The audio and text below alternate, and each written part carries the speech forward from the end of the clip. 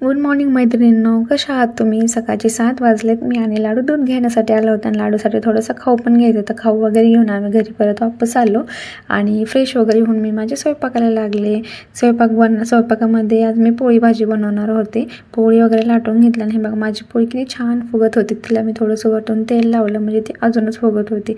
पोळी भाजी बनवली, टिफिन पॅक केला त्यांच्यासाठी आणि गाणे लावले होते. तर गाणे ऐकले की आमच्या लाडूचं अंग वाकडं व्हायला चालू होतं. गाण्याचा आवाज आले की इकडे आमचा डान्स चालू होता. मी थोडंसं माझं आवरून घेतलं आणि लाडूला घेऊन ना कॉलनीच्या बाहेर आले. तर बाहेर इथं असं खेळणी आलेली होती. तर मला असं वाटलं की लाडू फर्स्ट टाईमच खेळते म्हणजे काय म्हणजे घाबरल काय की कशाचं घाबरते, पाय तुटूस उड्या मारत होता.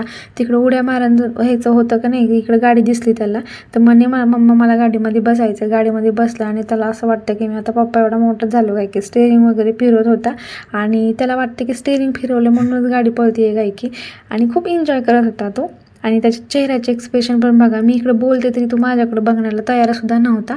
त्याला घेऊन मी आता घरी आले होते, संध्याकाळ झाली आणि काम वगैरे आवरलं होतं माझं. मी त्यांना म्हणले की मला आईस्क्रीम खायचं आणि मला आईस्क्रीम आणून दिली.